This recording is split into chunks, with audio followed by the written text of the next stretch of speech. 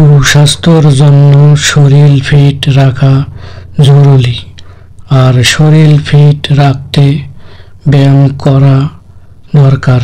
বেশিরভাগ লোক ব্যায়াম করার জন্য সকালে বেছে নেন, তবে অনেকে কাজের চাপে সকালে ব্যায়ামের জন্য সময় বের করতে পারেন না, তবে রাতে একটু সময় পান ব্যায়ামের জন্য।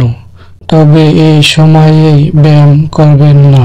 কি করবেন এ নিয়ে দ্বিধায় পড়ে যান অনেকে। কিছু গবেষক বলেন রাতে ঘুমের আগে ব্যায়াম করলে ঘুম ভালো হয়। আবার কিছু গবেষণা বলে ঘুমের আগে ব্যায়াম করা ঘুম নষ্ট করে। তাহলে কি করা উচিত? বিশেষজ্ঞরা বলেন আসলে ঘুমের আগে ব্যায়াম করা ভালো না। খারাপ একটি ভাবার আগে ভাবুন, ব্যায়াম করাটা সবচেয়ে বেশি জরুরি কোন সময়ে ব্যায়াম করছেন তা মুখ্য বিষয় নয়। শরীর ভালো রাখতে ব্যায়ামের সুযোগ কিছুতেই বাদ দেওয়া উচিত নয়।